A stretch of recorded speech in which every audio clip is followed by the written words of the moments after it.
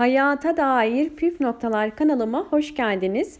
Bugün yine orkidelerimle karşınızdayım. Orkidelerde bugün sizlere çok müthiş bir yöntemden bahsedeceğim. Bu yöntem ile ben çok güzel sonuçlar elde ettim. Hepimizin en çok istediği orkidelerde bol bol çiçek dalı elde etmek, bol bol orkidelerimizin çiçek açmasını kolaylaştırmak. Tam da böyle ilkbahara girmişken orkidelerimizin daha hızlı çiçek dalı vermesini kolaylaştıracak aloe vera ile orkide dalı çıkarma yönteminden sizlere birazdan bahsedeceğim. Evet, şimdi bunun için elimde daha önce sizlerle beraber budadığım bir orkidem var. Bunun videosunu da önce çekmiştim. Orkide nasıl budanır diye. 3 dalı olan bir orkidem bu. Gördüğünüz gibi bakın orkide dalının üzerinde bu şekilde yeşil boğumlar var ve bu boğumlar bizim için çok önemli. O yüzden budama yaparken kesinlikle yeşil boğumları kesmemenizi tavsiye ederim. Çünkü her bir boğum bizim için bir çiçek dalı demektir. Ve boğumlardan bol bol çiçek dalı elde edebiliriz. Şimdi bunu hızlandırmanın yönteminden bahsedeceğim size. Bunun için ben aloe vera kullanacağım.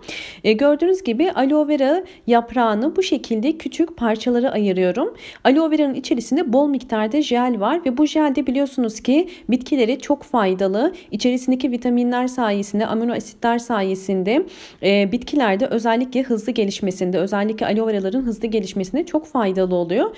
Aloe vera'yı bu şekilde takmamın nedeni boğum yerlerinin sürekli nemli kalmasını sağlamak. Çünkü boğum yerleri ne kadar çok nemli olursa o kadar hızlı bir şekilde boğumlardan çiçek dalı çıkaracaktır. Bu işlemi normalde isterseniz vazelin ile de yapabilirsiniz ya da farklı yağlar ile de yapabilirsiniz. Fakat ben yapmış olduğum daha önceki deneyimlerimden de şunu söyleyebilirim ki en hızlı sonucu ben aloe vera'dan aldım. O yüzden de aloe vera'yı sizlere bu yöntemi göstermek istedim.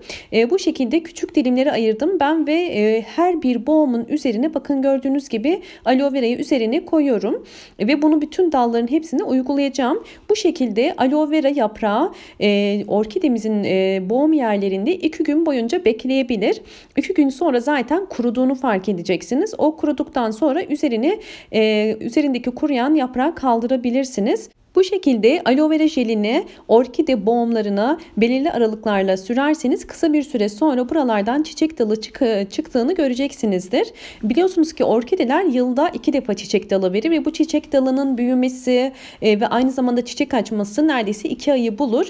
O yüzden özellikle ilkbaharda ve sonbaharda orkideler mutlaka çiçek dalı veriyorlar. O yüzden bu işlemi yapmanın tam da zamanı. Eğer orkidenizin çiçek dalı vermesini istiyorsanız özellikle ilkbahar ayına girerken bol bol orkide dalınızın nemli kalması için bu şekilde aloe vera jelini sürebilirsiniz. Ya da belirli aralıklarla suda serpebilirsiniz. Bu da orkidenizin dal vermesine yardımcı olacaktır. Bakın bu şekilde ben aloe vera jelimi gördüğünüz gibi bütün dallarımın hepsini tek tek takıyorum. Ve bu işlemi bütün dala uyguluyorum.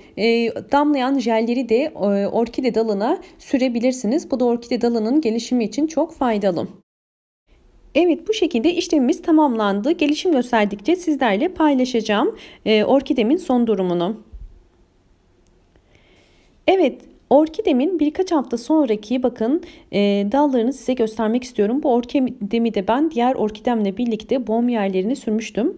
Bakın görüyorsunuz boğum yerlerinden küçük küçük çiçek dalları çıkmaya başladı. Bakın burada bir tane görüyorsunuz küçük çiçek dalı çıkmaya başladı. Diğer boğumlar gördüğünüz gibi bakın sararmaya başlamış. Fakat bu sizi korkutmasın. Bunun sararması demek yavaş yavaş altındaki çiçek dalının artık çiçeğe döneceğini gösterir. Ve bunun için biraz beklemeniz gerekir. Bütün boğumlardan aynı anda çıkmayabilir. Bu belirli aralıklarla sürebilir. Ben aloe vera'yı özellikle bakın gövde kısmını da sürdüm ve sonrasında gördüğünüz gibi küçük bir kök çıkmaya başladı. Yani aloe vera gerçekten hem çiçek dalı çıkmasında hem de gövdede kök çıkmasına çok da faydalı. Bakın bu defa diğer boğumların üzerine tekrar aloe vera jelini bu şekilde sürüyorum. Yani bu işlemi sadece bir kereliğine yapmıyoruz ve bir kere yaptıktan sonra hemen çiçek dalı vermesini beklemeyin. Bu işlemi belirli aralıklarla yapmamız gerekiyor. Bu şekilde üzerine sadece sürebilirsiniz de. Birkaç hafta sonra, en fazla bir ay sonra bu sürdüğümüz boğumlardan yeni çiçek dalların çıktığını göreceğiz. Bakın gördüğünüz gibi yine birkaç hafta daha geçti ve gördüğünüz gibi orkidemin ilk çıkan dalı gayet güzel büyüdü ve bakın yeni yeni küçük çiçek dalları çıktı. Fark ettiyseniz bakın bunlar kurumuş olan boğumlar gibi gözüküyordu. Fakat dediğim gibi kuruyan boğumlardan da bakın yeni çiçek dalları küçük küçük oluşmaya başladı.